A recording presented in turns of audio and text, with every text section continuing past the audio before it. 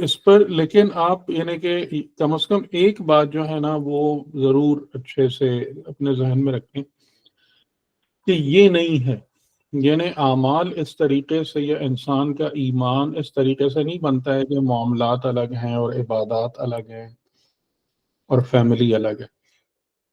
اگر ہم سب کو ایک وحدت میں لا سکتے ہیں تو آپ کو دین کا فائدہ ہے، یعنی کہ جس طریقے سے آپ کی نماز عبادت ہے اسی طریقے سے آپ کا اپنے فیملی کے ساتھ ٹائم گزارنا عبادت بنے، جس طریقے سے آپ کے دیگر ظاہری ارکان عبادات ہیں اسی طریقے سے آپ کی جاب عبادت بنے، تب آپ کو دین کا فائدہ ہے، تب دین آپ کے مطلب صحیح معنوں میں آپ کو کام آئے گا یا آپ کی زندگی کو بنائے گا۔ ورنہ دین یہی ہے جو ہم مسلمانوں کا دین ہے کہ جب ہم مسجد میں جاتے ہیں، امام بارگاہ میں جاتے ہیں تو ہم دیندار ہوتے ہیں، اس کے بعد آ کے ہم دنیا دار ہوتے ہیں اور پھر ہم کھینچ رہے ہوتے ہیں اپنے آپ کو کہ بھائی یہاں بھی کوئی دین کا خیال کر لو۔ تو اس کی بہرحال جڑ جو ہے نا وہ بندگی ہے، مختصر کہ اس کی جڑ جو ہے وہ بندگی ہے انسان کے اندر اور صفات ہیں، کیونکہ جب ہم عمل کی بات کرتے ہیں تو عمل اور ایٹیٹیوڈز اور بیہیویئرز ڈفرینٹ ہو جاتے ہیں ہر جگہوں پر، اور میں آپ لوگوں سے ہمیشہ اسی کے ہی خلاف بات کرتا ہوں کہ یہ بالکل غلط اپروچ ہے۔ عمل نہیں ہے، عمل نہیں ہے فنڈامنٹل، عمل نہیں ہے پرائمری تھنگ۔ اصل چیز جو ہے جس پر ہمیں محنت کرنا ہے وہ صفات ہیں۔ صفات انسان کی جان کا حصہ ہوتی ہیں، صفات انسان کے نفس میں ایمبیڈڈ ہوتی ہیں۔ تو آپ جہاں بھی جاتے ہیں اور جس حالت میں بھی رہیں گے آپ اپنی صفات کے ساتھ رہیں گے، ٹھیک ہے؟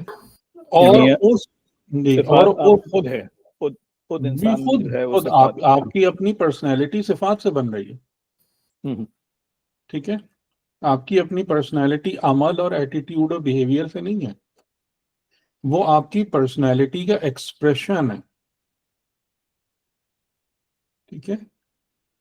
تو وہاں پر ایکسپریشن ٹرو بھی ہو سکتا ہے، فالس بھی ہو سکتا ہے۔ ہم سب کو پتا ہے کہ بہت سارے لوگ ظاہراً اچھے اعمال کر رہے ہوتے ہیں، اندر سے بالکل اس کی اپوزٹ نیت رکھتے ہیں، ٹھیک۔ تو اصل صفات ہیں، جب آپ صفات اپنے اندر پیدا کر لیں گے، یعنی جو کور صفت میں نے آپ کو بتائی تھی 1+2+3 صفات کا ایک کمپلیکس بھی بتایا تھا، تو اگر کور صفت بندگی آپ کے اندر پیدا ہو جاتی ہے تو آپ بندگی کی صفت کو لے کر جہاں بھی جائیں گے، چاہے آپ بازار میں ہوں یا مسجد میں ہوں، تو آپ کے اعمال اس صفت کی بنیاد پر ادا ہوں گے، اور اگر آپ کی ذات میں صالحیت موجود ہے تو آپ کا ہر عمل صالح ہو جائے گا، چاہے آپ کہیں بھی ہوں۔ یہ سمپل رول ہے۔ تو ذات کی صالحیت گارنٹی کرتی ہے عمل کے صالح ہونے کو، نہ کہ عمل صالح کوئی الگ سے چیز ہے کہ جس کو میں لاؤں اور اپنے اوپر پیسٹ کر لوں۔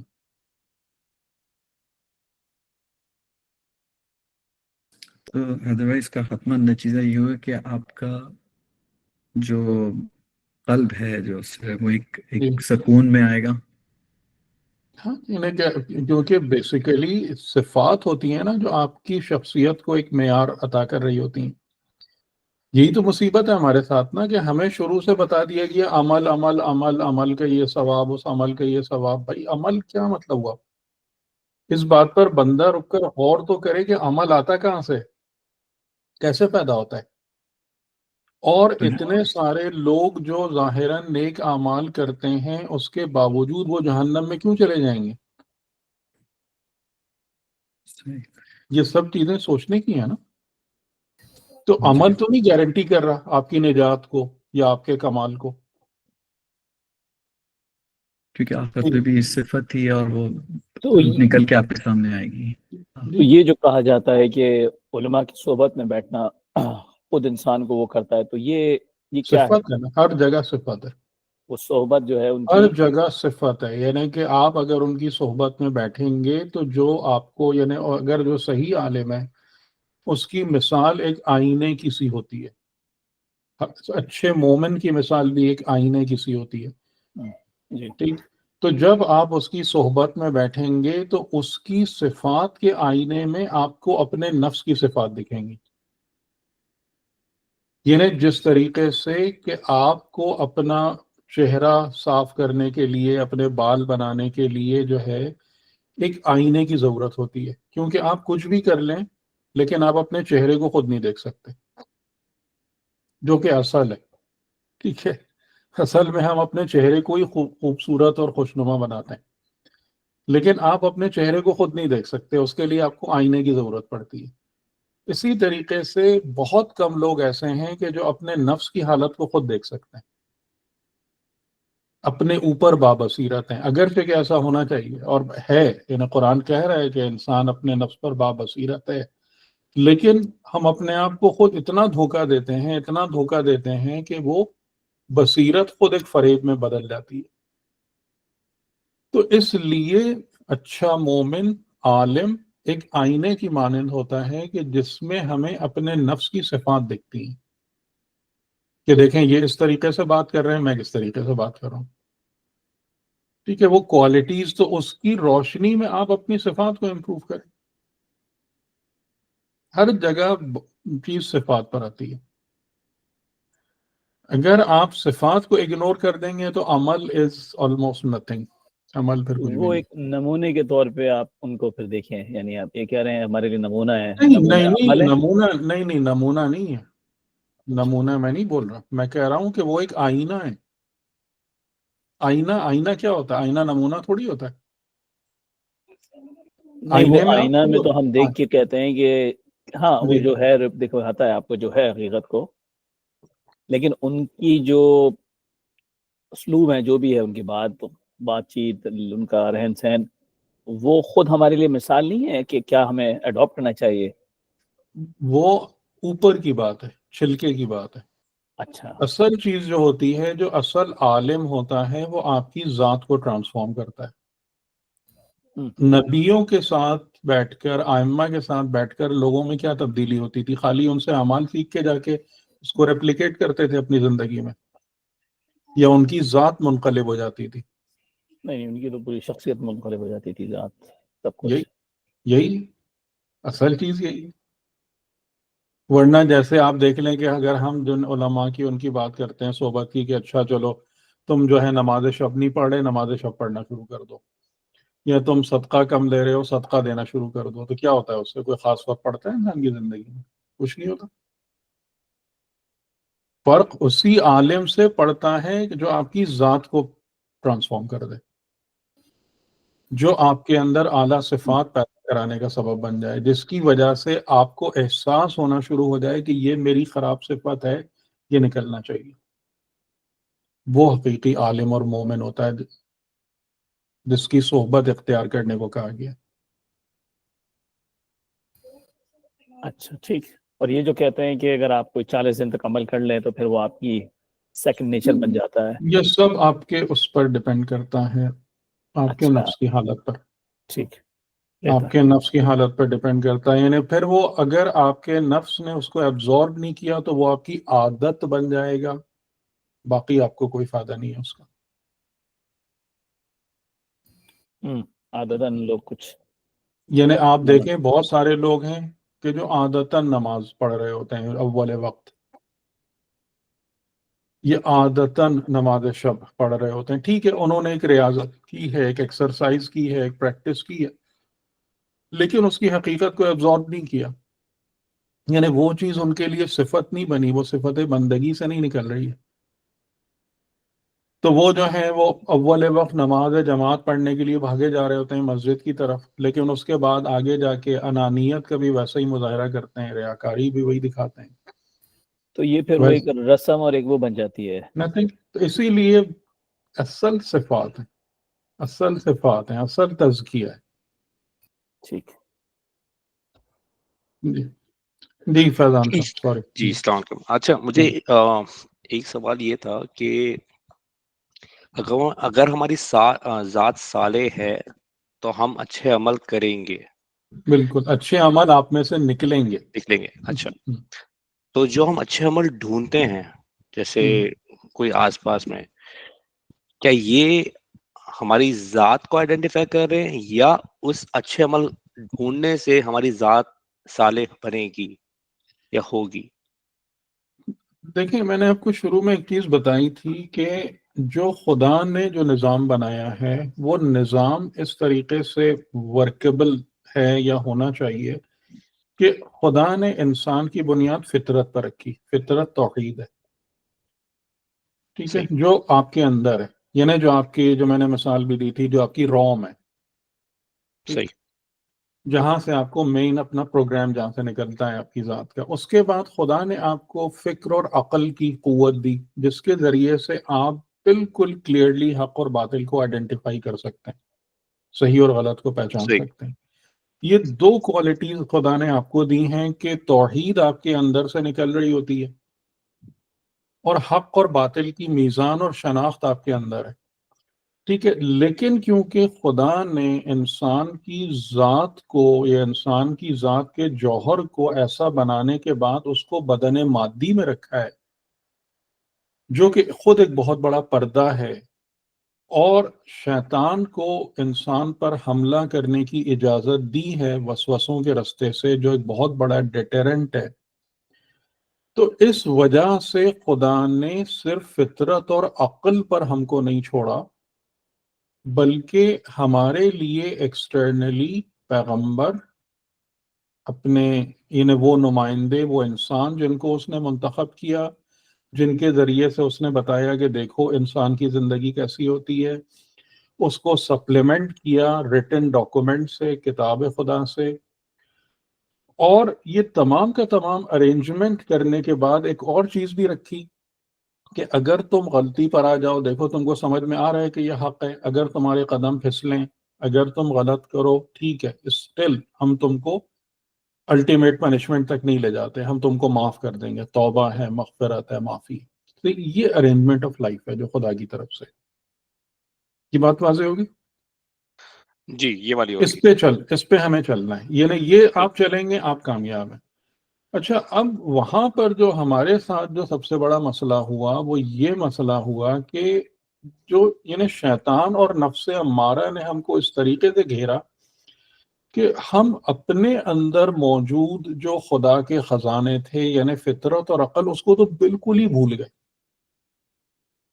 ٹھیک ہے، ہم اپنی زندگیاں 40 50 سال کی زندگیاں گزار دیتے ہیں اور ہمیں اپنے اندر دیکھنے کی توفیق نہیں ہوتی ہے. شیطان اور نفس امارہ نے ہم کو یہاں تک پہنچا دیا. ٹھیک ہے، اور یہ تمام کے تمام جتنے بھی صاحبان معرفت ہیں، سب کا ایک ہی جملہ ہے، خود قرآن بھی یہی کہہ رہا ہے، یا ایھا الذین آمنوا علیکم انفسکم، اے ایمان والوں تم پر لازم ہے کہ تم اپنے نفوس پر توجہ کرو. اور میں نے بہت جگہ قرآن سورہ حشر میں بھی یہی ہے کہ اللہ کو مت بھلا دینا ورنہ تم اپنے آپ کو بھول جاؤ گے. تو اس کا مطلب ہے کہ جو انسان اپنے نفس پر بابصیرت ہے، جو اپنے نفس کی حالت پر باخبر ہے، اسے تمام کی تمام ڈائریکشنز اور جتنے بھی اصول اور قواعد اور قوانین ہیں وہ اندر سے ملتے ہیں. باہر والی چیز آپ کو سپورٹ دیتی ہے، کنفرم کرتی ہے. یعنی حتیٰ امام کاظم علیہ السلام کا جملہ ہے کہ خدا نے تمہارے لیے 2 پیغمبر رکھے ہیں، ایک تمہارے اندر ہے، ایک تمہارے باہر ہے. باطنی پیغمبر تمہاری عقل ہے، بیرونی پیغمبر جو ہیں وہ یہ نبی و رسول ہیں. جب تک دونوں ایک دوسرے کی تصدیق نہیں کرتے انسان ایمان تک نہیں پہنچتا. یہ جملہ سمجھ میں آ رہا ہے آپ کو؟ اگر میری عقل اور فطرت سو رہی ہے تو آپ باہر کے جو بیرونی پیغمبر ہے اس کی جتنی باتیں اپنے کو سناتے رہیں آپ کو ایمان نصیب نہیں ہوگا. یہ میرا جملہ نہیں ہے، یہ آپ دیکھ لیجئے گا اصول کافی کتاب العقل والجہل میں ایک بہت طولانی حدیث ہے امام کاظم علیہ السلام کی حشام بن حکم سے. تو یعنی وہ جو آپ نے بات فرمائی کہ ہم اگر عمل ڈھونڈ رہے ہوتے ہیں تو بنیادی طور سے ٹھیک ہے، یعنی یہ آپ ایک چیز اسپیکولیٹ کر سکتے ہیں یہاں پر کہ آپ کے اندر کوئی اچھی صفت موجود ہے جو آپ کو نیک اعمال یا نیک عمل کرانے پر کی طرف موٹیویٹ کر رہی ہے، یا یہ چیز جو زیادہ تر انسانوں پر اپلائی ہوتی ہے کہ وہ ہماری بچپن کی تربیت ہے کہ جس میں ہم کو یہ سکھایا گیا ہے کہ جی آپ عمل کرتے رہیں، فلاں کام کریں آپ کو اتنا ثواب ہے، فلاں عمل انجام دیں آپ کو اتنا اجر ہے۔ اب وہاں بندے کو ایون یہ بھی نہیں پتا، سکھانے والے کو یہ بھی نہیں پتا کہ ثواب کس کو کہتے ہیں، اجر کس چیز کا نام ہے۔ یعنی ویسے اگر آپ میں سے کوئی مجھے ان بارے میں انلائٹن کرے تو مجھے بہت خوشی ہوگی کہ اجر و ثواب کیا چیز ہوتی ہے، کہ اتنا اگر آپ یہ کام کریں گے، ایک عمل انجام دیں گے تو آپ کو اتنا ثواب مل جائے گا۔ What do you actually mean, کیا مل جائے گا آپ کو؟ تو ہم لوگ اس قسم کے ایک دم فلمزی اور لوز گراؤنڈز پہ جو ہے نا چیزوں کو لے کر چل رہے ہوتے ہیں، جس کا بھرپور فائدہ شیطان اور شیطانی ایجنٹس اٹھاتے ہیں، اور نتیجہ اس کا یہ نکلتا ہے کہ ہم جب اپنی لائف میں پروگریس کرتے ہیں تو ہم وہ جو خدا کا کعبہ ہے، جو قبلہ حقیقی ہے، اس قبلے سے قریب ہونے کے بجائے جو ہے نا دور ہوتے چلے جاتے ہیں، اور ایٹ اے سرٹن ٹائم ہم ان چیزوں کو سرٹن سمجھنا شروع کر دیتے ہیں جو بالکل بھی جن کا حقیقت سے تعلق نہیں ہوتا، اور جو حقیقی اور سچے اصول ہوتے ہیں وہ تقریباً ہمیں ایلین لگنا شروع ہو جاتے ہیں۔ ٹھیک، تو یعنی آپ کی بات کا مختصراً میں نے اس کے گرد پورا ایک مقدمہ تیار کر دیا، لیکن آپ کی بات کا جو جواب ہے وہ یہی ہے کہ آپ ہمیشہ اپنی صفات پر نظر رکھیں، نہ کہ اپنے اعمال پر۔ اعمال کی کوالٹی، اعمال کی خوبی، اعمال کی بہتری خود بخود گارنٹیڈ ہو جاتی ہے جب آپ کے اندر پاکیزہ صفات موجود ہوتی ہیں۔ یعنی جیسے رسول خدا نے کیا فرمایا، تبسم لأخیک صدقۃ، اپنے بھائی کے لیے مسکرا دینا صدقہ ہے۔ اب اس طریقے سے صدقہ سوچا ہے کسی نے؟ رستے سے کانٹا ہٹا دینا صدقہ ہے۔ ہماری نظر میں صدقہ کیا ہے؟ خالی زکوٰۃ۔ پیغمبر کیا فرما رہے ہیں؟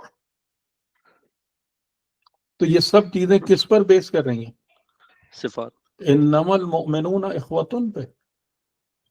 اگر ہمارے پاس وہ مؤمنانہ رشتہ اخوت نہیں ہے میرے اندر، میں دوسرے مومن کی بھلائی کو اپنے بھلائی جیسا نہیں سمجھتا ہوں، میرے اندر وہ کوالٹی نہیں ہے مومنانہ اخوت والی، تو ان چیزوں کا فائدہ نہیں ہے۔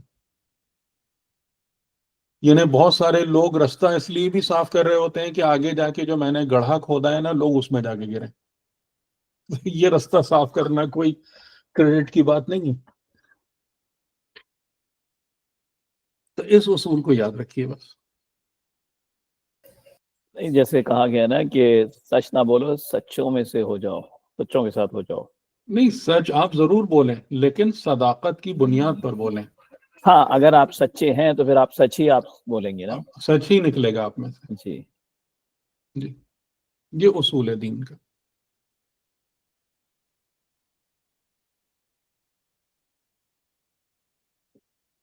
اور یہی یعنی انبیاء کی، ائمہ کی یہی وہ کوالٹیز ہیں، اور یہی وہ چیز ہے جو محبت انفیکٹ کریٹ کرتی ہے، کہ جب انسان دیکھتا ہے نا ایک شخص کو کس حالت میں دیکھتا ہے، کیسا پاتا ہے کہ اس کے ذریعے سے، اس کی وجہ سے میری ذات بن رہی ہے، میرا وجود نکھار پا رہا ہے، تب آپ حقیقتاً جڑتے ہیں اس انسان سے جا کے۔ تو یعنی ویسے میں آپ سے بات کروں کہ ابھی ہم بھی جو بات کر رہے ہیں، یا ہم جو ایک درس کے سلسلے کو لے کے چل رہے ہیں، یہاں بھی یہی ہوگا۔ اس میں بھی لانگ ٹرم میں وہ لوگ باقی نہیں رہ پائیں گے جو خالی ثواب کے لیے اس کام کو سن رہے ہیں، یا یہ کہ چلو ایک اچھی بات سن لیں۔ نہیں، جن لوگوں کو یہ بات اپنی ذات میں نظر آ رہی ہوگی کہ ہماری گفتگو یا ہمارے ساتھ رہنے سے آپ میں بہتری آ رہی ہے، وہی ساتھ رہ پائیں گے۔ باقی میں ابھی سے آپ کو بتا دوں، کیونکہ میرا جو اتنا 35-40 سال کا تجربہ ہے، میں جو آڈینس ہوتی ہے، آڈینس میں سب سے زیادہ تعداد ان لوگوں کی ہوتی ہے جو آپ کے 2-4 جملے ادھر ادھر سے سن لیتے ہیں اور اور ان کو یہ فیل ہونے لگتا ہے کہ جناب یہ میرے مطلب کی بات کرتے ہیں، یعنی جو کچھ میں سننا چاہتا ہوں یہ وہ سناتے ہیں. ایک بڑی تعداد لوگوں کی وہ ہوتی ہے اور وہ تھوڑے دن بعد چھٹ جاتے ہیں، کیونکہ ظاہر ہے کہ جب گفتگو پھیلتی ہے، گفتگو میں وسعت ہوتی ہے، تو ان کو اپنے مطلب کی پسند کی چیزیں نہیں مل رہی ہوتی، وہ ہٹ جاتے ہیں. یہ اسی طریقے سے کچھ لوگ ایسے ہوتے ہیں کہ جناب انہیں خالی وہی ثواب لینا ہوتا ہے یا ایک نیک عمل کرنا ہوتا ہے، وہ بھی زیادہ دن نہیں چل پاتے، کیونکہ یہ دل سے دل جوڑنے کی بات ہے. یہ ذات میں انقلاب آنے کی اور ذات میں ترقی ارتقاء کا معاملہ ہے. اگر یہ ہوتا ہے تو پھر لوگ ساتھ چلتے ہیں. جیسے ایون میں اس بات کو بڑا امیوزنگلی مجھے نظر آتا ہے کہ جیسے آیت اللہ خمینی کی ذات ہے کہ جو بہرحال ایک فلسفی اور عارف اور حکیم کی حیثیت سے جو ان کی ریئل پرسنالٹی ہے، لیکن زیادہ تر لوگوں نے اس پرسنالٹی کو درک نہیں کیا ہے. انہوں نے ان کو وہی دیکھا نعرے لگاتے ہوئے، ان کے جو بات پسند تھی کہ جناب ہاں وہ یہ مرد آباد یا شاہ کو ہٹانا یا ایک حکومت قائم کرنا، وہ ان کو ان کی اس حیثیت کو پہچانتے بھی نہیں. 90% لوگ جو ہیں وہ ان کی اس حیثیت کو پہچانتے بھی نہیں ہیں، اور اس میں بہت بڑی تعداد خود ان کے اپنے ملک میں وہ خلاف بھی ہو گئی ہے، کیونکہ وہ خالی اسی چیز کو دیکھ رہے تھے، وہ اپنی من پسند چیز کو دیکھ رہے تھے کہ ہاں جناب یہ اس حکومت میں مجھے فائدہ نہیں مل رہا ہے، تو یہ ایک صاحب آ گئے ہیں جو اس حکومت کو ہٹانے کی بات کر رہے ہیں، یہ بڑی اچھی بات ہے، تو ان کا ساتھ دے دو، ان کی بات سن لو. اور اس کے بعد کیا ہے کہ جب حکومت ہٹ گئی تو لوگوں کی ایکسپیکٹیشنز کیا تھیں؟ بہت بڑی تعداد تھی کہ جو صرف اپنے کھانے پینے کے پیچھے تھے، جنہیں الہی نظام اور حکومت اسلامی اور ان سب سے کوئی تعلق ہی نہیں تھا، وہ سب ناراض ہو گئے. یہ ہوتا ہے کہ تو ان تمام باتوں کو مد نظر رکھیے گا اس پورے سفر میں. اچھا جناب، میں پھر آؤں اپنے اس ٹاپک کی طرف. ہم نے علم پر بات کی تھی نا، یاد ہے نا آپ کو؟ علم الانسان ما لم یعلم. جی جی کہ کرامت کیا ہے؟ کرامت کی راہ اگر کریم بننا چاہتے ہو تو علم کے راہ کو طے کرنا پڑے گا. اور اس آیت پر ہم رکے تھے، سورہ طلاق کی آخری آیت پر، کہ جو خدا کی حقیقی معرفت کو یا آسمان اور زمین کی خلقت کے مقصد کو، غایت کو کس طریقے سے بیان کر رہی ہے؟ لِتَعْلَمُوا، لام غایت ہے، سو دیٹ لِتَعْلَمُوا، تم عالم ہو جاؤ. یعنی یہ جو ہم نے خلق کیا، اس کے درمیان ہم نے اپنے امر، تمام نظام کو جو جنریٹ اور کریٹ کیا، اس کا مقصد کیا ہے؟ لِتَعْلَمُوا، تاکہ تم علم حاصل کر لو، تم عالم ہو جاؤ. ان اللہ علی کل شیء قدیر، دو چیزوں کے عالم ہو جاؤ کہ بے شک خدا ہر شے پر قدرت رکھتا ہے، قدیر ہے، بہت زیادہ قدرت رکھتا ہے، اور اس نے اپنے علم کے ذریعے سے ہر شے کا احاطہ کر لیا ہے، ہر شے کو سراؤنڈ کر لیا ہے، ہر شے اس کے علم کے احاطے میں پائی جاتی ہے، کوئی شے اس کے علم سے باہر نہیں. یہ علم حاصل کر لو، یعنی علم کی تعریف کہ یہ حقیقت تم پر روشن ہو جائے. جان لو نہیں، یہ حقیقت تم پر روشن ہو جائے کہ تم ان آیات میں اتنا سیر کرو، اتنے غور و فکر کرو کہ یہ حقیقت تم پر روشن ہو جائے کہ خدا ہر شے پر قادر ہے. اور اس میں علم کے حوالے سے ایک دو چیزیں جو ہیں میں چاہ رہا تھا کہ آپ کو اور ذرا پوائنٹ آؤٹ کرا دوں. تو میں آپ کو تھوڑا سا قرآن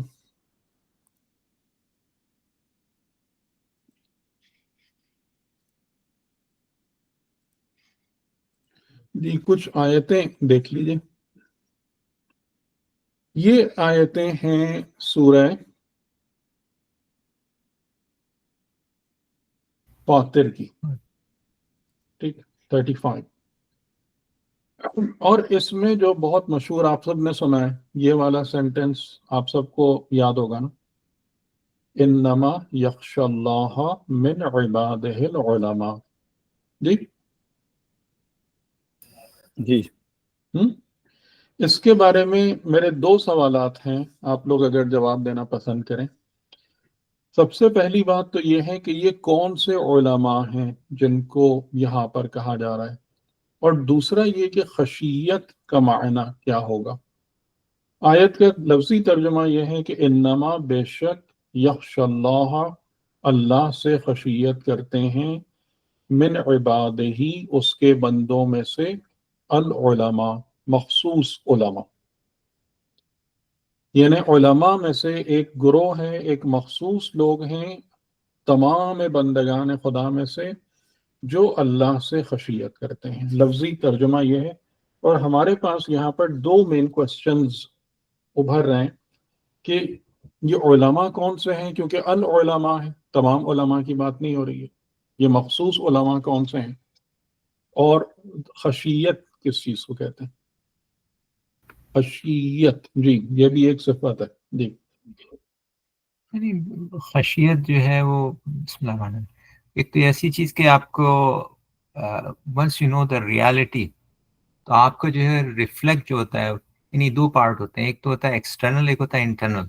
यानी आपका जो कल्बी तौर पे जो होता है, यानी इट्स रिप्रेजेंटेड दैट वे। यानी आपके एक्शन जो है, वंस यू अंडरस्टैंड कि आप जैसे आप नमाज पढ़ने जा रहे हैं अल्लाह ताला के लिए, तो जो आपको इसमें आइम्मा की जो नमाज जैसे बयान की गई है, जी जी तो उनके एक्शन जो होते that represented what they were doing.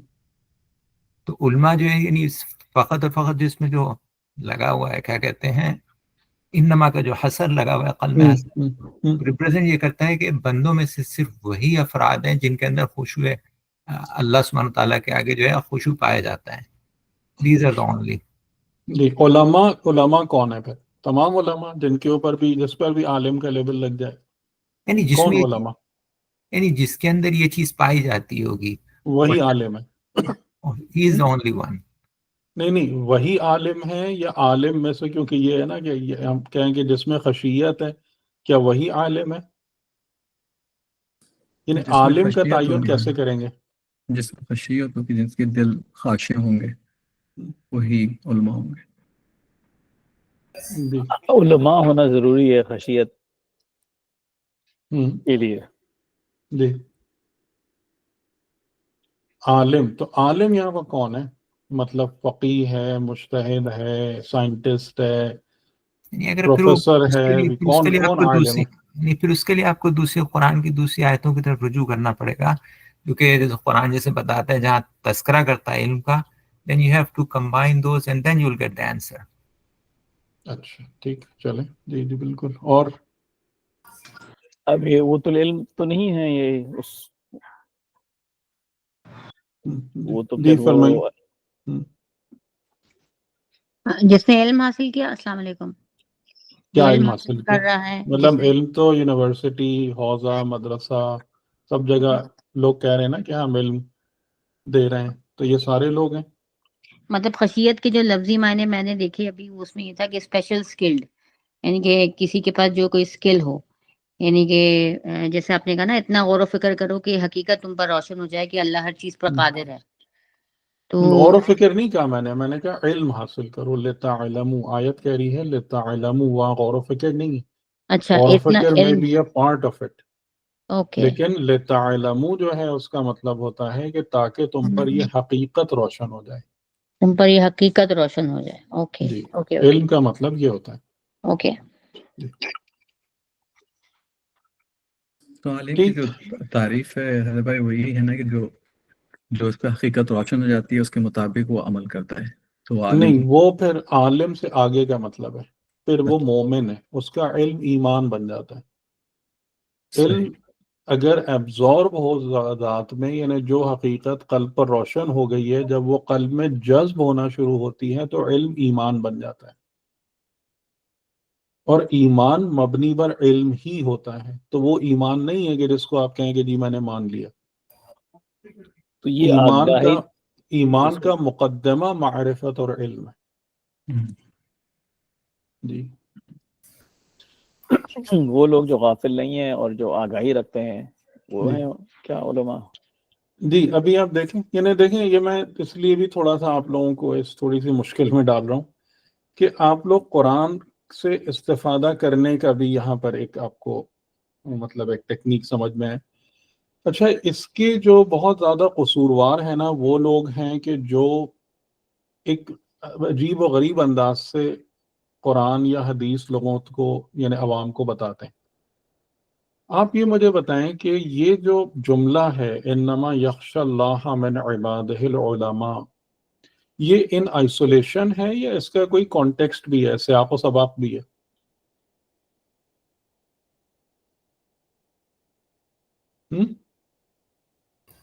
ورنہ عموماً ہوتا ہے سیاق و سباق ایسے all of a sudden. نہیں مطلب آپ اس کو دیکھیں نا آیت کو دیکھیں نا کہ آیت جو ہے وہ اس طریقے سے تھوڑی ہے کہ خالی ایک جملہ لکھا ہوا ہے، اس کے پہلے بھی تو کچھ ہے.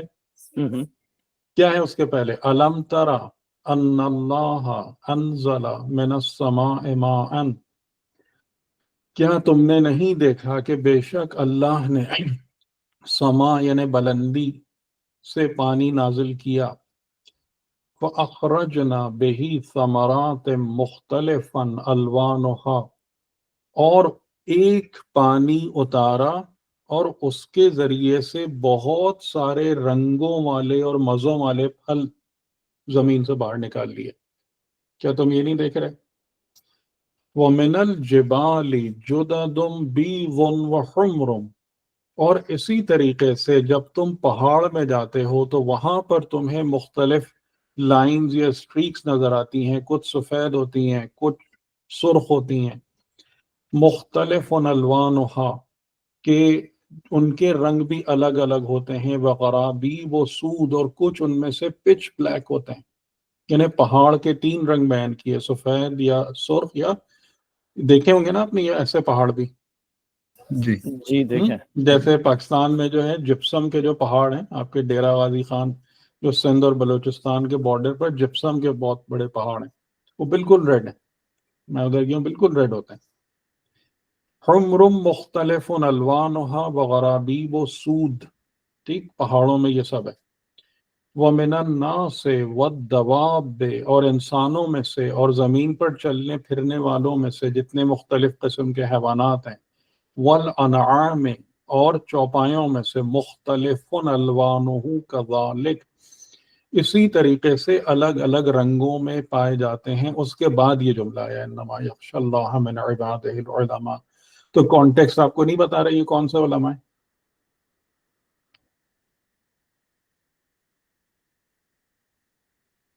بتائیے اب اس کے پیچھے دیکھ کے بتائیے کون سے علماء ہیں،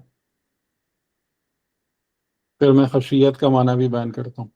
لیکن ان علماء کو تو آپ گھاس ہی نہیں ڈالتے. کون سے علماء ہیں وہی جو جو سوچتے ہیں کہ آفاقی آیات میں غور و فکر کرنے والے. توجہ کرنے والے، آفاقی آیات میں موجود خدا کی نشانیوں کو درک کرنے والے. ٹھیک، لیکن ہم نے عالم کو ایک خاص جگہ ٹیگ لگایا ہوا ہے جا کے، ٹھیک ہے. تو اس لیے آپ اکثر دیکھیں گے کہ پچھلے والا کوئی پڑھتا ہی نہیں ہے.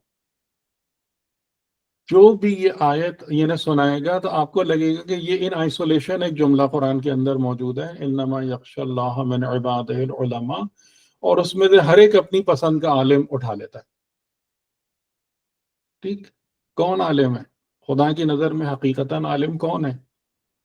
جو آیات خدا کے ذریعے سے جس پر حقیقتیں روشن ہوتی ہیں. جیسے سورہ طلاق کی آیت میں بات ہوئی کہ یہ جو پورا زمین اور آسمان، یعنی وہاں پر خدا نے کہا آسمان اور زمین کی خلقت کا نظام اور اس کے درمیان امر، تو یہی تو امر ہے جو آسمانوں اور زمین کی خلقت کے نظام میں موجود ہے کہ بارش کب ہوگی، کیسے ہوگی، اس کے بعد جب بارش ہوگی پانی زمین میں جائے گا تو اس میں سے پھل پھول ترکاری کیسے نکلے گی.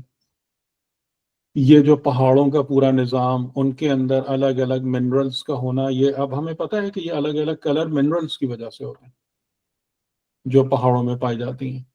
تو خدا نے وہ چیزیں وہاں پہ رکھی. پھر انسانوں کے اندر چلنے والوں میں یہ ڈفرینسیشن رکھے، ہر ایک کو اپنی اپنی خصوصیات کے مطابق زندگی دی، کلر دیا، سب کچھ دیا، ٹھیک.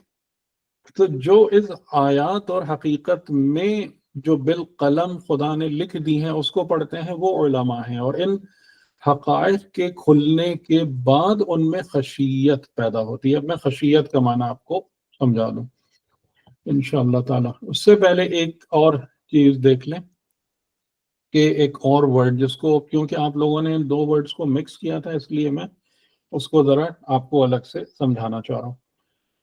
یہ سورۃ المؤمنون ہے، سورہ نمبر 23. قد افلح المؤمنون، بے شک فلاح یافتہ ہو گئے یا زیادہ فلاح، یعنی فلاح یافتہ میں زیادہ فلاح پانے والے وہ مومنین ہیں. الذین هم فی صلاتہم خاشعون، ان کی پہلی نشانی کیا ہے کہ وہ اپنی صلات میں، اپنی نمازوں میں خاشع ہیں. تو آپ نے خاشع اور خشیت دونوں کو، مطلب مجھے ایسا لگ رہا ہے کہ آپ اس کو ایک معنی سمجھ رہے ہیں، ٹھیک. تو اس کو ہم ذرا وہ کرتے ہیں، کوشش کرتے ہیں کہ تھوڑا اس چیز کو آپ کے لیے کلیئر کر دیں انشاءاللہ.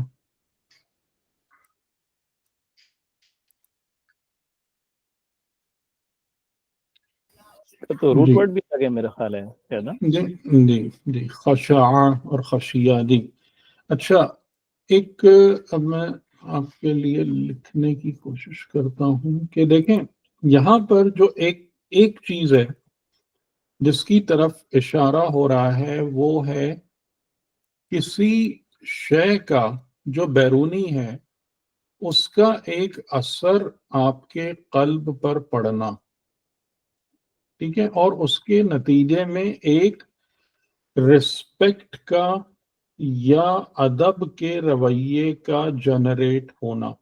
یہ بات واضح بھی؟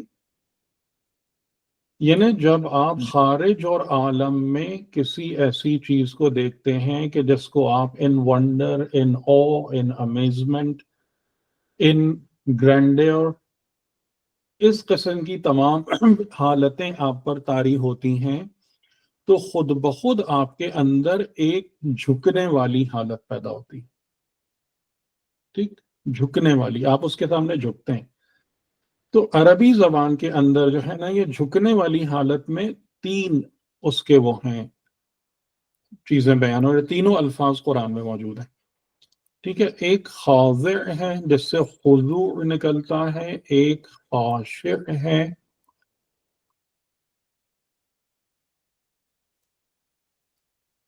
اور تیسرا جو ہے وہ کیا ہے،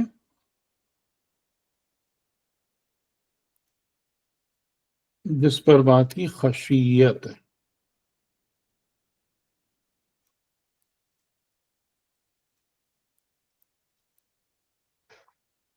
خشیت، ٹھیک ہے.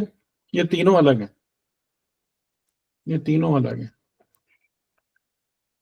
خاضع کا مطلب ہوتا ہے کہ انسان ظاہری طور سے جھکے، اپیرنٹ رسپیکٹ، ظاہری طور سے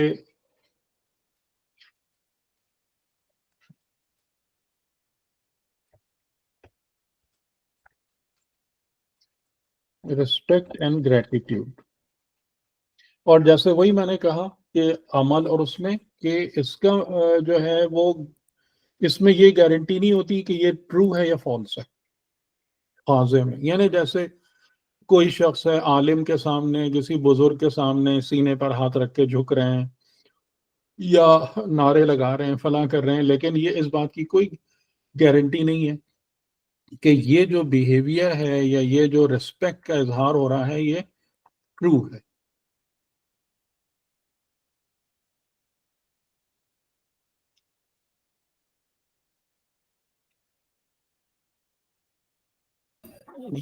فزیکل موشن ہے بیسیکلی ایک طرح کی.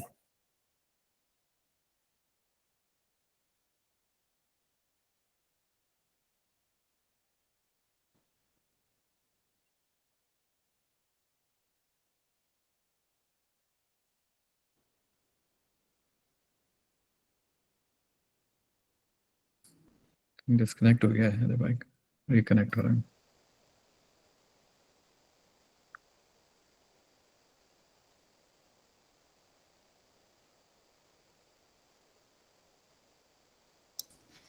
جی میری آواز آ رہی؟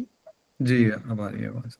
ہاں یہ پتہ نہیں اس میں یہ میٹ میں دیکھ رہا ہوں کہ یہ کبھی کبھی ڈسکنیکٹ ہو جاتا ہے. بیچ میں سے گڑبڑ کر دیتا ہے. ٹھیک. اچھا تو خاضع کا مطلب آپ کو سمجھ میں آ گیا؟ یعنی ظاہراً جو ظاہری طور سے ادب کا اظہار ہوتا ہے لیکن وہ اظہار 100% آپ کو نہیں پتا کہ ٹرو ہے یا فالس ہے, وہ صحیح بھی ہو سکتا ہے وہ بھی ہو سکتا ہے. تو خضوع جو ہے وہ ظاہری ادب کو کہتے ہیں.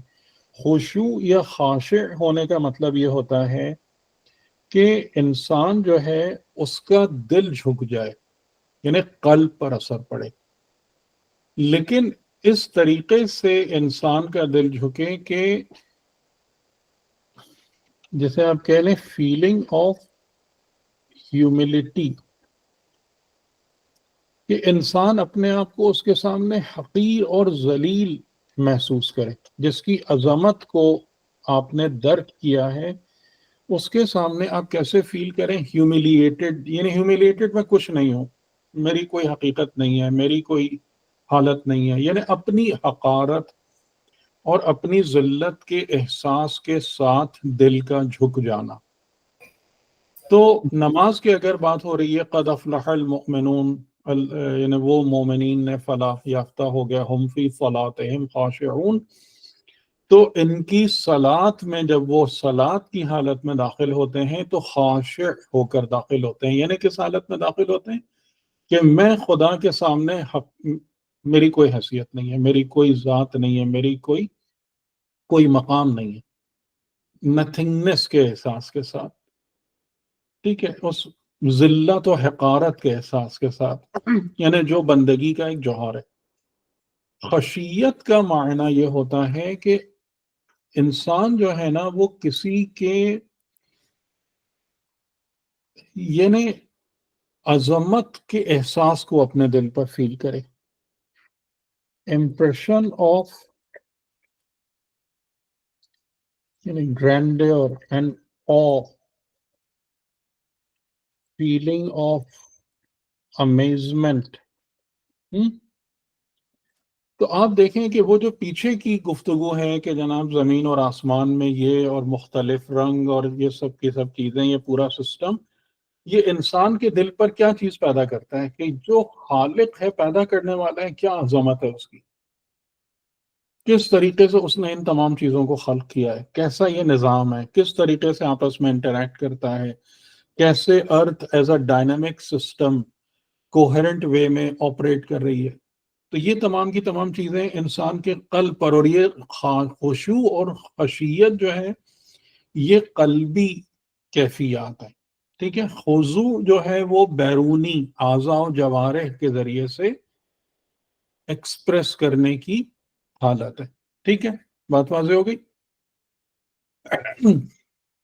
تو ایک وقت میں ہمیں یہ تینوں ہی اپنی کرنی ہے, ہونا ڈسپلے چاہیے, یعنی کہ انسان کے قلب پر عظمت خدا کا اثر ہو جو آپ آیات الہیہ کے ذریعے سے حاصل کرتے ہیں, آپ کے قلب پر خدا کی بارگاہ میں حقارت اور کچھ نہ ہونے کا احساس ہو جو ہم اپنی بندگی کی صفت سے حاصل کرتے ہیں, اور ان دونوں کی بنا پر میرا ظاہر خدا اور اللہ والوں کے ادب اور احترام میں جھکے, جو اس بات کی ایکسپریشن ہو کہ ہاں میں خدا کی عظمت کا قائل ہوں اور اس کی بندگی کو قبول کرتا ہوں.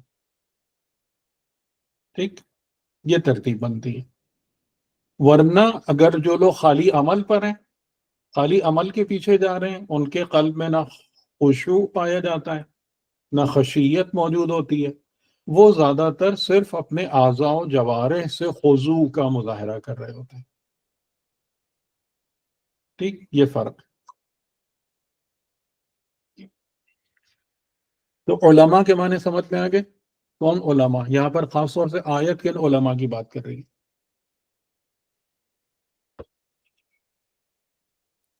کہ یہ جو کانٹیکسٹ ہے، اور اس کے بعد اور اسی طریقے سے جو جیسے آیت اللہ جوادی عاملی نے، اور میں ان کو مطلب بہت زیادہ کریڈٹ دیتا ہوں اس بات کا کہ یہ باتیں کرنا اتنا آسان نہیں ہوتا، یعنی انہوں نے اس بات کو بیان کیا ہے اپنے دروس میں، اور انہی آیتوں کے حوالے سے، یعنی انہوں نے یہ بات کہی کہ اگرچہ کہ ہم عالم کے معنی کو اس میں مخصوص نہیں کر سکتے، بالکل منحصر نہیں کر سکتے، لیکن آیت کا سیاق بتا رہا ہے کہ کون سے علماء ہیں کہ جو جن کے دل خدا کی بارگاہ میں جھکتے ہیں اس کی عظمت کے احساس کے ساتھ. ٹھیک ہے، کہ جب انسان خدا کی نشانیوں کو دیکھتا ہے تو خود بخود، اور وہ حقیقت انسان پر کھلتی ہے، تو اس کے اندر وہ خشیت والی صفت پیدا ہوتی ہے. جی سوال کر جی یہی آپ سوال کرنا چاہ رہے تھے.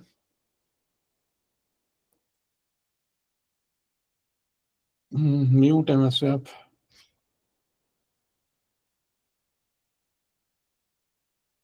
جی السلام علیکم، آواز آ رہی ہے؟ جی آ رہی. جی، یہ خاشع بیسیکلی جو ہے وہ خشوع سے نکلا ہے. خشوع کے مطلب ہے خشوع نہیں، خشاع. جی، خاشع یعنی خشوع کرنے والا. جی تو خشوع جو ہے وہ اس میں مذکر ہے، اور اسی کا جو ہے وہ یہ صفت بیان ہے خاشع. ٹھیک ہے نا؟ فاعل اور جو اس کام کو ہاں کرے لیکن وہ خاشع ہے. جی ہم اپنے آپ کو سوری، آپ کی پست آواز ظاہر بالکل کر وہ ہو کے، رہی ہے. نہیں، پھر یہ آپ پھر عمل کی طرف چلے گئے.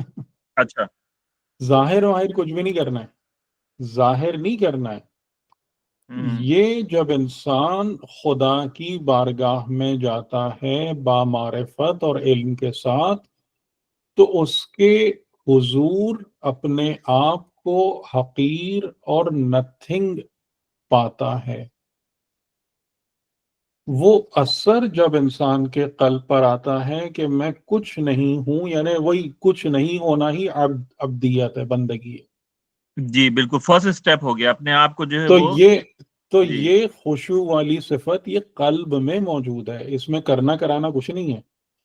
جی اگر یہ چیز، اور یہ ڈیپینڈ کرتی ہے آپ کی معرفت اور علم پر، ورنہ زیادہ تر لوگ حالت نماز میں جاتے ہیں اور باہر نکل آتے ہیں خشوع کے بغیر. جی تو آپ نے یہاں پہ جو ٹرانسلیٹ کیا بیسیکلی انگلش میں جو لکھا ہے کہ feeling of humility and nothingness, اور دوسرا خشیت کا لکھ رہے ہیں impression of gratitude and of اس فیلنگ کو آف اور بھی امیزمنٹ. دونوں جی تقریباً ایک ہی بات ہو گئی. نہیں، ایک بات نہیں ہوگی، تھوڑا سا فرق ہے. تھوڑا جی سا فرق ہے. یعنی میرے جہاں تک ہے وہ یہ کہ خاشع خشوع جو ہے وہ فرسٹ اسٹیپ ہے. اس کے بعد جب آپ کنٹینیو کرتے ہیں عمل میں تو پھر وہ خشیت کی راہ پہ تو آپ لیکن گامزن ہوتے پھر بھی ایک نہیں ہوئی، پھر بھی ایک نہیں ہوئی.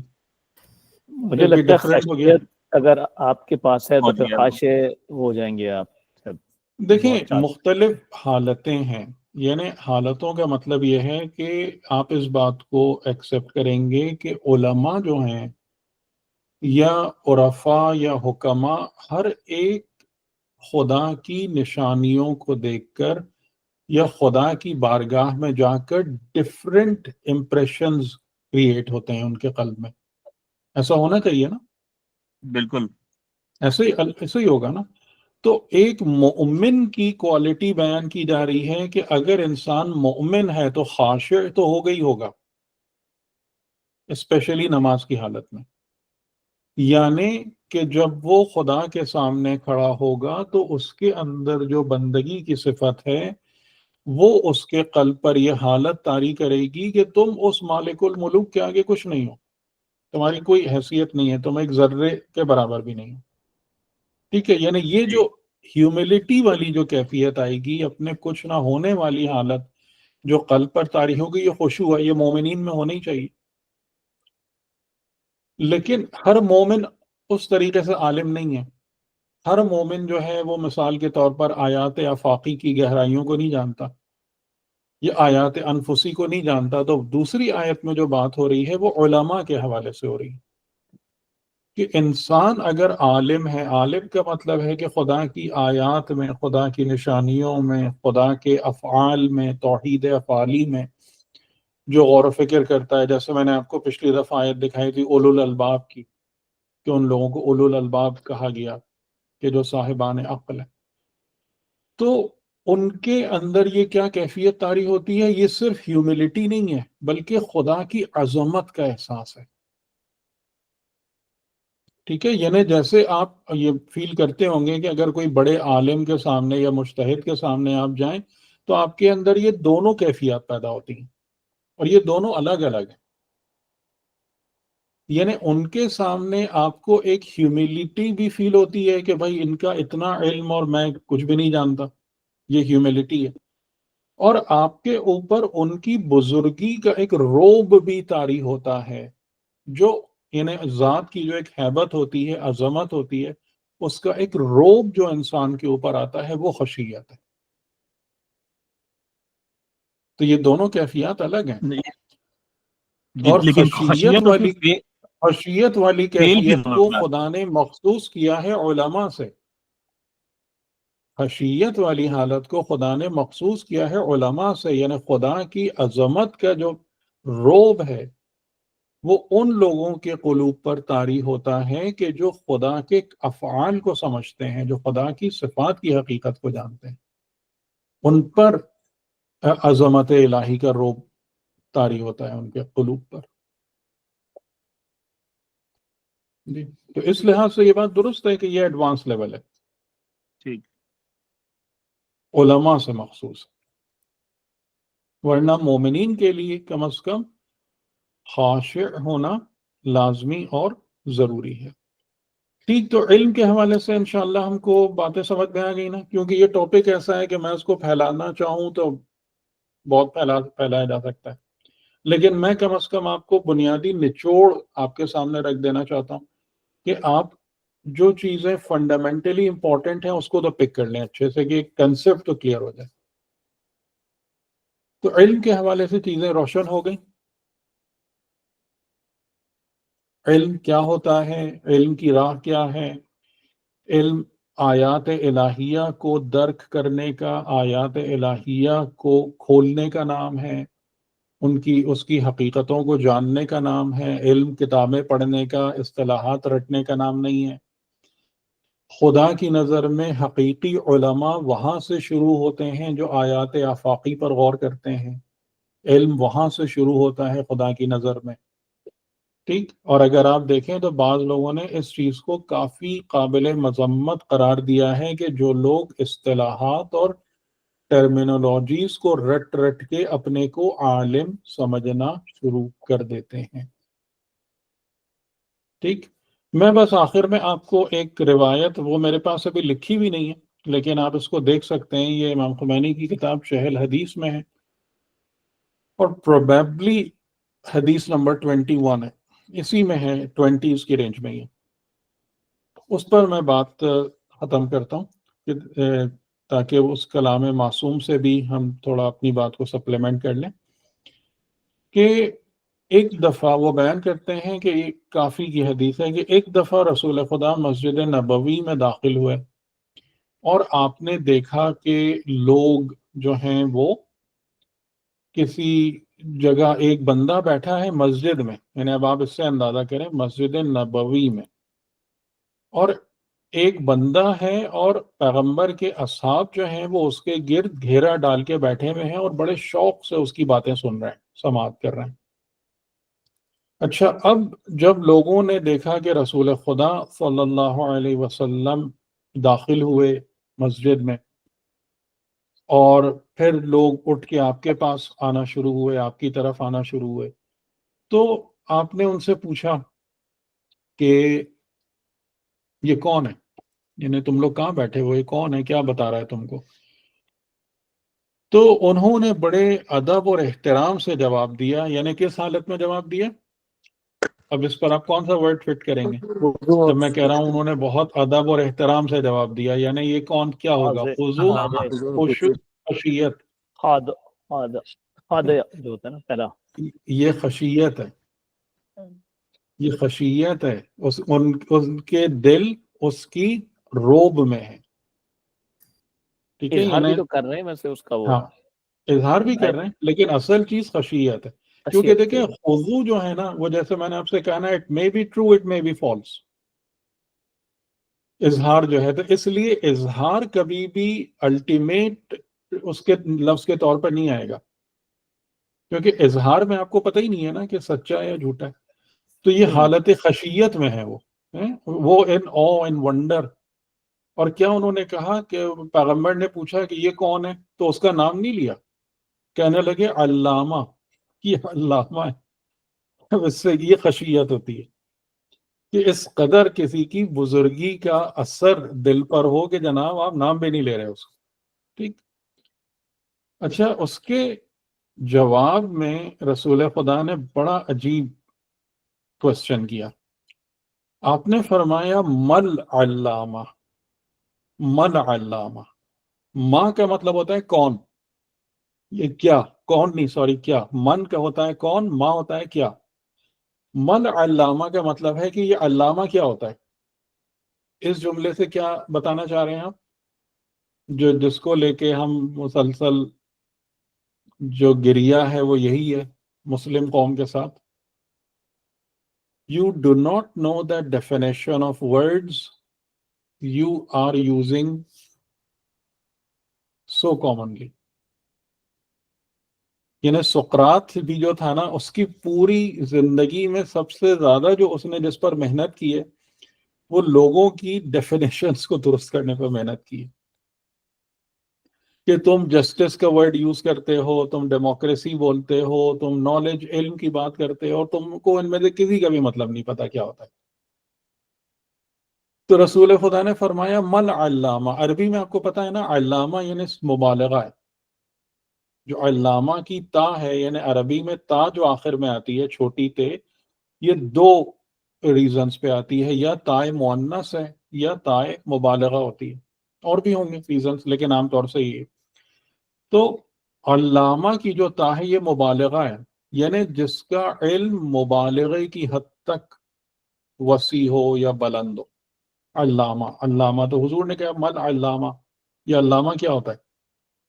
تو انہوں نے جواب دیا کہ یہ وہ شخص ہے کہ جو عرب کے انصاب و اشراف، یعنی عرب کے تمام خاندان پہ ڈگری، ٹرائبلز، ان کی ریلیشن شپس، کس خاندان قبیلے کا کون ہے کیا ہے، جو ان کی نظر میں بہت اہمیت والی ساری چیزیں تھیں، یہ اس سب کا حافظ ہے. اور وہ بیٹھا کے سب کو سنا رہا ہے کہ تمہارے آباء و اجداد یہ تھے، تمہارا خاندان یہ، تمہارے رشتہ دار فلاں فلاں. تو ان کی نظر میں بہت اس کی اہمیت تھی. آپ کو پتہ ہی ہے کہ جو لوگ مسلمان ہو رہے تھے ان کی ایک بڑی تعداد کس بیک گراؤنڈ سے آ رہی تھی. تو رسول خدا نے فرمایا کہ یہ وہ علم ہے، یا یہ وہ بات ہے، علم تو نہیں آپ نے کہا، یہ وہ چیز ہے کہ جس کو جاننے کا نہ فائدہ ہے، نہ اس سے بے خبر رہنے کا کوئی نقصان ہے. کچھ نہیں ہے اس کا، کوئی فائدہ نقصان کچھ نہیں.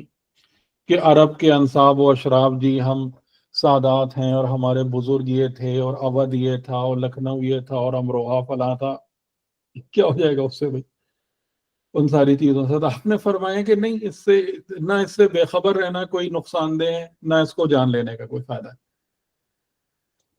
تب لوگ چونکے کہ یہ کوئی گڑبڑ بات ہو گئی ہے، جو ہم کوئی گڑبڑ کام کر رہے ہیں. اور اس کے بعد آپ نے فرمایا انما العلم ثلاثۃ. علم جو ہے وہ تین چیزیں ہیں. آیت محکمۃ، محکم آیات، وفریضۃ عادلۃ او سنۃ قائمۃ، یا عدالت پر مبنی فریضہ یا قائم شدہ سنتیں. تین چیزوں کے بارے میں جاننا حقیقتاً علم ہے. وما خلاہن فہو فضل. اور بہت ساری چیزیں ایسی ہو سکتی ہیں کہ جو ایگزیکٹلی یہ نہ ہوں، لیکن ان کے انگریڈینٹس اپنے اندر رکھتی ہوں، ان کو اپنے اندر اس کے کچھ پارٹس رکھتی ہوں. تو جس میں ان تینوں میں سے کچھ بھی نہ پایا جائے وہ ایکسٹرا ہے. سیکھو نہیں سیکھو فرق نہیں پڑتا اس سے. ٹھیک. تو علم جو ہے وہ تین ہے، آیت محکمتن، یعنی آیت محکمتن کا مطلب کیا ہے؟ یہی جو جن آیات کی ہم نے بات کی، جو آیات محکمات یعنی آیات آفاقی، آیات انفسی، آیات تدوینی، یہ آیات محکمات ہیں، فرملی اسٹیبلشڈ ہیں، یہ کہیں نہیں جانے والی، ان میں کوئی تبدیلی نہیں آنے والی. اس کو جانو، اس کو سیکھو، اس کی حقیقت کو پہچانو، یہ علم ہے. اس کے بعد فریضۃ عادلۃ، یعنی اخلاق، صفات پاکیزہ. عادلۃ کا مطلب کیوں بیان کیا؟ اس لیے کہ جو نیک صفت ہوتی ہے وہ ہمیشہ عدالت پر بیس کرتی ہے، افراط و تفریط سے پاک ہوتی ہے. فریضۃ عادلۃ، پاکیزہ اخلاق اور نیک صفات، ان کو جانو، وہ کیا ہوتی ہیں، وہ کیسے پیدا ہوتی ہیں.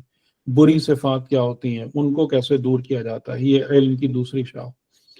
اور سنت قائمۃ، اور وہ سنتیں جو قائم ہیں. کون سی سنتیں؟ جو بزرگان کی، صلحاء کی، اولیاء الہی کی، انبیاء کی، ان کی زندگی میں جو سنتیں ہیں، ان کے جو طور طریقے ہیں، انہوں نے کس طریقے پر زندگی گزاری، ان سنتوں کا علم حاصل کرو. یہ تین علم ہیں.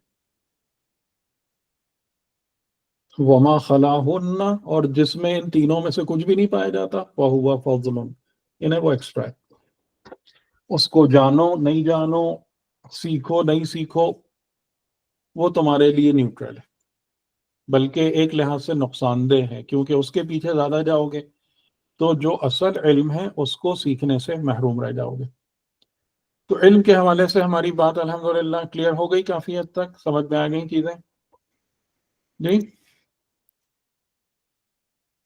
علم کیا ہے، کس کو کہتے ہیں، کیسے پرسو کرنا ہے، کیا حاصل کرنا ہے، نتیجہ کیا ہونا چاہیے. ٹھیک. جی اطہر بھائی. جی تو انشاءاللہ پھر اگلی دفعہ سے ہم اس کو، یعنی ان دو آیتیں جو آخر میں رہ گئی ہیں سورہ علق کی، ان کو کمپلیٹ کریں گے. پھر یہ ٹاپک جو بہت اہم ہے، دین و دنیا والا، کیونکہ مجھے اچھے طریقے سے پتہ ہے کہ اس میں بہت گیپس ہوتے ہیں ہماری فکر میں. تو اس کو ذرا میں انشاءاللہ تھوڑا ڈیٹیل سے وہ کر کے پھر ہمارا یہ فنڈامنٹلز والا چیپٹر انشاءاللہ کمپلیٹ ہو جائے گا. آگے چل کے